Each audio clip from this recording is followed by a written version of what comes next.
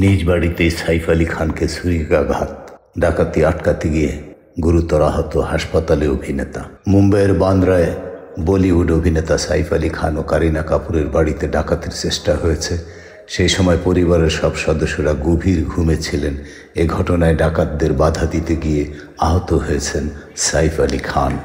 একটি সূত্র জানায়, 15ই জানুয়ারি ভোরে ঘটনাটি ঘটে, অর্থাৎ গত রাতে ডাকাতদের আটকাতে গিয়ে সাইফ আলী খান নিজেই আহত হন। যখন ডাকাতির চেষ্টা করা হয় তখন সাইফ এবং পরিবারের অন্যান্য সদস্যরা ঘুমিয়েছিলেন। ডাকাতদের সঙ্গে ধস্তাধস্তির সময় সাইফকে ছুরিকাঘাত করা হয়। এতে গুরুতর জখম হন অভিনেতা। তাকে হাসপাতালে নিয়ে যাওয়া হয়। বাড়ির বারান্দায় জেগে ওঠার পর ডাকাতরা ঘটনাস্থল থেকে পালিয়ে যায়। পুলিশ তাদের খুঁজে বের করার চেষ্টা করছে। বান্দ্রা পুলিশ এফআইআর দায়ের করার প্রক্রিয়া সম্পন্ন করছে। অপরাধীকে গ্রেপ্তারের জন্য বেশ কয়েকটি পুলিশ দল গঠন করা হয়েছে। ইতোমধ্যে জানা গিয়েছে যে 3 জন ডাকাত ধরা পড়েছে। Happy that he's recovering well, and we're very thankful and we feel very blessed and grateful that it wasn't any worse. Bandra ডিভিশনের ডিসিপির সঙ্গে যোগাযোগ করা হলে তিনি হিন্দুস্তান টাইমসকে বলেন, এটা সত্যি, রাত 2:30টার দিকে ডাকাতির চেষ্টার ঘটনা ঘটে। সাইফ আহত হয়ে লীলাবতী হাসপাতালে ভর্তি। তবে গুরুতর মনে হচ্ছে না তিনি ছুরিকাঘাতে আহত হয়েছেন নাকি অন্য কোনোভাবে আহত হয়েছেন তা এখনও স্পষ্ট নয়। মুম্বাই ক্রাইম ব্রাঞ্চও একই ঘটনার সমান্তরাল তদন্ত করছে। লীলাবতী হাসপাতালের সিইও ডক্টর নীরজ উত্তমনি জানালেন, The entire surgery was monitored by Dr. Srinivas Kudwa as a cardiologist because of his other career. Saif Ali খানের বাড়িতে একজন অজ্ঞাত পরিচয় ব্যক্তি দ্বারা আক্রান্ত হয়েছিল। রাত 3:30 নাগাদ লীলাবতী হাসপাতালে তাকে নিয়ে যাওয়া হয়। তার শরীরে 6টি আঘাত রয়েছে, যার মধ্যে 2টি বেশ গভীর। একটি আঘাত তার মেরুদণ্ডের কাছাকাছি। আমরা তার অপারেশন করছি। তার অস্ত্রোপচার করছেন neurosurgeon Nitin ডাঙ্গে, cosmetic surgeon Leena Jain এবং অ্যানাস্থেটিস্ট নিশা গান্ধী। অস্ত্রোপচারের পরেই ক্ষতির পরিমাণ জানা যাবে। ডক্টর উত্তরমণি আরও বলেন, সাইফের ঘাড়ে আরও একটি আঘাত রয়েছে, সেটিও খতিয়ে দেখা হচ্ছে। তিনি জানান, ভোর রাতে 5টায় অস্ত্রোপচার শুরু হয়। হাসপাতালে পরিবারের সদস্যরা সাইফের সঙ্গে রয়েছেন। সাইফ আলী খান ও কারিনা কাপুর থাকেন সৎগুরু স্মরণ ভবনে। তাদের সঙ্গেই থাকেন 7 বছরের তৈমুর ও 3 বছরের যে। ছাদ, বারান্দা, সুইমিং পুল নিয়ে 3টি বিএইচকে অ্যাপার্টমেন্ট, সঙ্গে ডাইনিংও বেশ বড়। কড়া নিরাপত্তা থাকার পরেও কিভাবে এমন ঘটনা ঘটল তা আশ্চর্য করেছে সবাইকে। সাইফের ঘাড়ে আরও একটি আঘাত রয়েছে এবং সেটিও খতিয়ে দেখা হচ্ছে। হাসপাতালে পরিবারের সদস্যরা তার সঙ্গে রয়েছেন। সৎগুরু স্মরণ ভবনে থাকেন সাইফ আলী খান ও কারিনা কাপুর। তাদের সঙ্গেই থাকেন 7 বছরের তৈমুর ও 3 বছরের যে। তবে ঘটনার সময় কারিনা বাড়িতে ছিলেন কিনা তা স্পষ্ট নয়। নিমেষে সাইফ আলী খানের উপরে ঝাঁপিয়ে পড়ে হামলাকারী। জানা গিয়েছে সাইফকে 6 বার ছুরির কোপ মারা হয়েছে। এর মধ্যে 2টি আঘাত বড় গুরুতর। নিজের বাড়িতে আক্রান্ত সাইফ আলী খান বলিউড অভিনেতাকে একের পর এক ছুরির কোপ মারে অজ্ঞাত পরিচয় এক ব্যক্তি। রক্তাক্ত অবস্থায় রাতেই তাকে লীলাবতী হাসপাতালে নিয়ে যাওয়া হয়। বর্তমানে অস্ত্রোপচার চলছে সাইফ আলী খানের। মুম্বাইয়ের অভিজাত এলাকা বান্দ্রায় সৎগুরু স্মরণ নামক একটি বিল্ডিংয়ে থাকেন সাইফ আলী খান। প্রাথমিক সূত্রে খবর, চুরির উদ্দেশ্যে বলিউড অভিনেতার বাড়িতে ঢুকেছিল সন্দেহভাজন একজন। বাড়ির পরিচারকরা তার উপস্থিতি বুঝে চিৎকার করতে সে পালানোর চেষ্টা করে। সে সময় সাইফের মুখোমুখি হয়ে যায় হামলাকারী। এরপরই নিমেষে সাইফ আলী খানের উপরে ঝাঁপিয়ে পড়ে হামলাকারী। জানা গিয়েছে সাইফকে 6 বার ছুরির কোপ মারা হয়েছে। এর মধ্যে 2টি আঘাত গুরুতর। গভীর ক্ষত তৈরি হয়েছে। একটি আঘাত শিব দাঁড়ার পাশে লেগেছে। এই ক্ষত নিয়েই চিন্তায় চিকিৎসকরা। রাত 3:30 নাগাদ রক্তাক্ত অবস্থায় সাইফকে মুম্বাইয়ের লীলাবতী হাসপাতালে নিয়ে আসা হয়। বর্তমানে তার অস্ত্রোপচার চলছে। অস্ত্রোপচার 3 ইঞ্চি মতো একটি ধারালো অস্ত্র বের করা হয়েছে। মনে করা হচ্ছে ছুরির কিছুটা অংশ ভেঙে সাইফের শরীরের ভিতরে রয়ে গিয়েছিল। চিকিৎসকরা তাকে পর্যবেক্ষণে রেখেছেন। সাইফ আলী খানের উপর হামলা, রহস্য বাড়ালো ফরেন্সিক পরীক্ষার রিপোর্ট। একের পর এক রহস্যের ডালপালা ছড়িয়ে পড়ছে নিজ বাড়িতে বলিউড অভিনেতা সাইফ আলী খান হামলার ঘটনায়। সম্প্রতি প্রকাশ পাওয়া ফরেন্সিক পরীক্ষায় নমুনা আরও রহস্যের বীজ তৈরি করেছে। ভারতীয় সংবাদ মাধ্যম টাইমস অফ ইন্ডিয়ার প্রতিবেদন থেকে জানা যায়, গত 15ই জানুয়ারি দিবাগত রাতে মুম্বাইয়ের বান্দ্রার বাড়িতে সাইফের ওপর হামলা চালায় এক অজ্ঞাত ব্যক্তি। এই ঘটনায় অভিযুক্ত করে 30 বছর বয়সী মোহাম্মদ শরীফুল ইসলাম শেহজাদ নামে একজনকে গ্রেপ্তার করে মুম্বাই পুলিশ। পরবর্তীতে জানা যায় এই মোহাম্মদ শরীফুল ইসলাম বাংলাদেশ থেকে অবৈধভাবে আসা একজন প্রবাসী। এদিকে হামলার শিকার হয়ে রাতেই মুম্বাইয়ের লীলাবতী হাসপাতালে ভর্তি হন সাইফ। অস্ত্রোপচারের মাধ্যমে সাইফের মেরুদণ্ড থেকে বের করা হয় ধারালো অস্ত্র। সে অস্ত্রে থাকা হামলাকারীর আঙ্গুলের ছাপ সহ অভিনেতার বাড়ি থেকে সম্ভাব্য উপাদান থেকে 19টি আঙ্গুলের ছাপ সংগ্রহ করে তদন্ত কমিটি। সে আঙ্গুলের ছাপের সঙ্গে অভিযুক্ত শরীফুলের হাতের আঙ্গুলের ছাপ মেলানো হয়। মহারাষ্ট্র সিআইডির ফিঙ্গারপ্রিন্ট বিশেষজ্ঞরা শরীফুলের 10 ধরনের আঙ্গুলের ছাপ সংগ্রহ করেন। এরপর শুরু করেন পরীক্ষা নিরীক্ষা। সম্প্রতি তারা যে রিপোর্ট প্রকাশ করেছে তাতে বলা হচ্ছে হামলাকারীর আঙ্গুলের ছাপের সঙ্গে মিল নেই শরীফুলের আঙ্গুলের ছাপ। প্রকাশিত তদন্ত রিপোর্টের পরেই অন্তর্জালে প্রশ্ন ঘুরছে, তবে কি ফাঁসানো হচ্ছে শরীফুলকে? ফরেন্সিক পরীক্ষায় নমুনা প্রকাশের আগে সিসিটিভি ফুটেজ দেখে ভারতের একাধিক সংবাদ মাধ্যম দাবি করে হামলাকারীর চেহারার সঙ্গে অভিযুক্ত শরীফুলের কোনো মিল নেই। এ বিষয়ে অবশ্য এখনও কোনো মন্তব্য করেননি অভিনেতা সাইফ। হামলাকারী প্রসঙ্গ নিশ্চিত কোনো তথ্য দিচ্ছে না খান পরিবার। হামলাকারী যে শরীফুল নন সে বিষয়েও সংবাদ মাধ্যমে কোনো স্পষ্ট মন্তব্য করেননি খান পরিবারের পরিচারিকারা। সাইফ আলী খানের উপর হামলা নিয়ে দেশ জুড়ে আলোচনা চলছে। এমন অনেক প্রশ্ন মানুষের মনে যার উত্তর এখনও পাওয়া যায়নি। মেডিকেল রিপোর্টে নতুন তথ্য এসেছে যা আগের দাবি থেকে ভিন্ন। সাইফের হাসপাতালে ভর্তির সময় এবং তাকে নিয়ে আসা ব্যক্তি নিয়ে মতবিরোধ রয়েছে। কারিনা কাপুর খানের সঙ্গে না যাওয়া নিয়েও প্রশ্ন উঠছে। এই পুরো বিষয়টির সত্যতা কি তা জানতে সুধীর চৌধুরীর সাথে ব্ল্যাক অ্যান্ড হোয়াইট শোটিতে বলা হয়েছে সাইফ আলী খানের উপর হামলাকারী ব্যক্তি কি আদৌ বাংলাদেশি?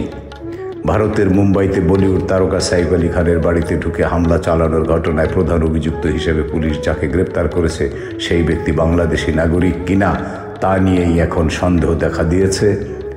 মুম্বাইয়ের কাছে থানের একটি গভীর ম্যানগ্রোভ জঙ্গলের ভেতর থেকে মোহাম্মদ শরীফুল ইসলাম শেহজাদ নামে ওই ব্যক্তিকে আটক করার কিছুক্ষণের মধ্যেই সাংবাদিক সম্মেলন করে মুম্বাই পুলিশ। ঘোষণা করে ধৃত ব্যক্তি একজন অবৈধ বাংলাদেশি অনুপ্রবেশকারী বলেই তারা প্রাথমিক তদন্তে জানতে পেরেছে।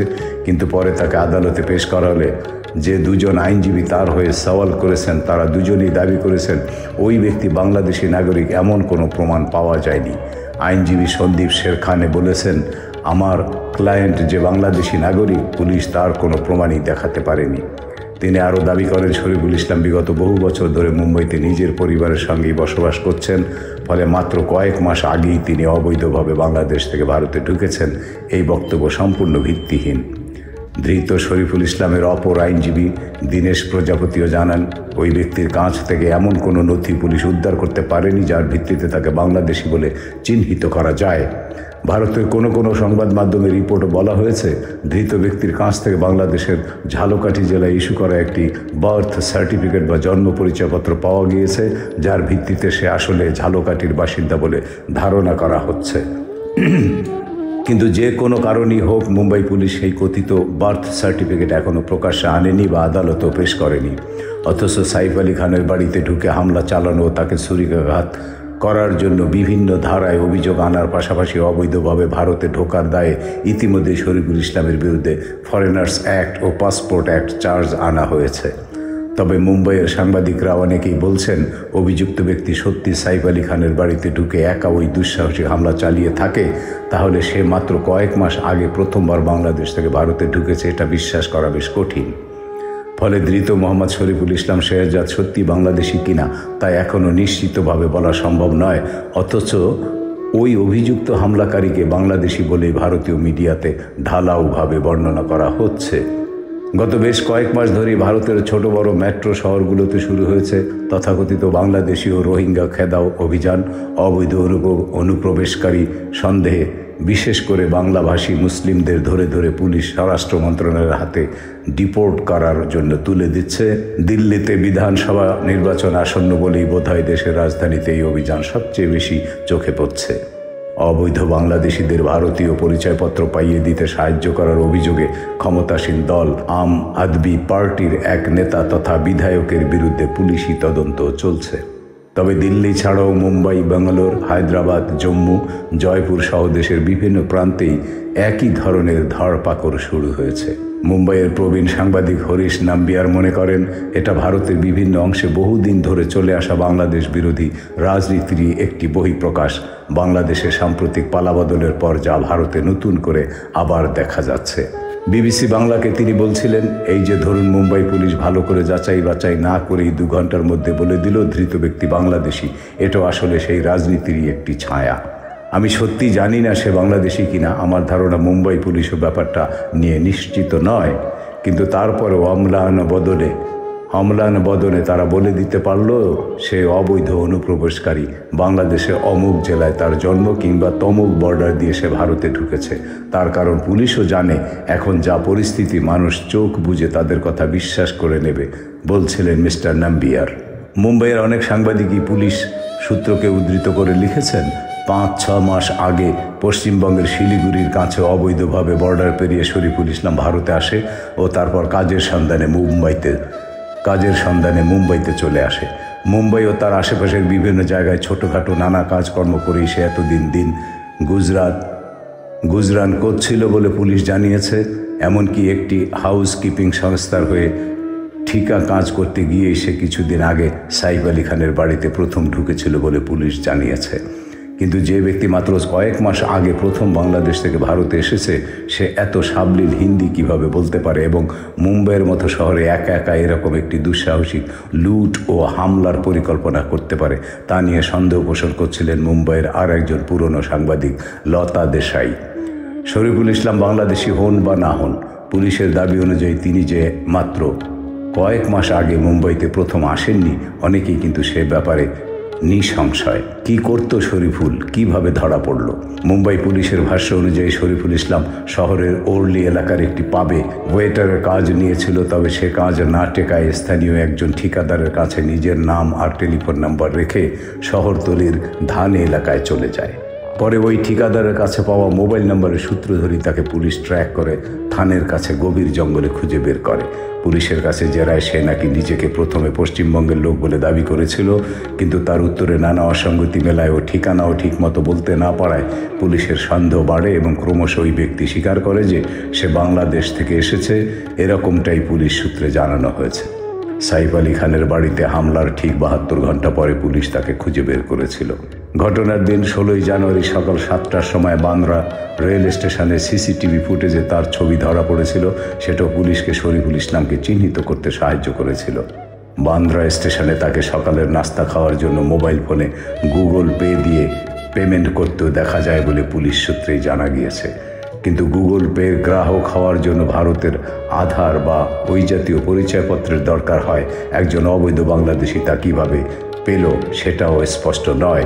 প্রসঙ্গত মুম্বাই পুলিশ আনুষ্ঠানিকভাবেই জানিয়েছে ধৃত ব্যক্তির কাছ থেকে কোনো ভারতীয় প্রমাণপত্র মেলেনি। মুম্বাইয়ের একটি আদালত গতকাল মোহাম্মদ শরীফুল ইসলাম শেহজাদকে পেশ করা হলে কোর্ট তার 5 দিনের পুলিশি রিমান্ড মঞ্জুর করেছে। বন্ধুরা, এই ছিল ভারতের একজন জনপ্রিয় অভিনেতা শর্মিলা ঠাকুর ও মনসুর আলী পুত্র সাইফ আলী খানের উপর গভীর রাতে হামলা, ক্ষতবিক্ষত করা এবং ওই হামলার ঘটনায় রহস্যের জাল প্রতিদিনই আরও গুমোট হচ্ছে সেই বিষয়ে একটি প্রতিবেদন। ধন্যবাদ।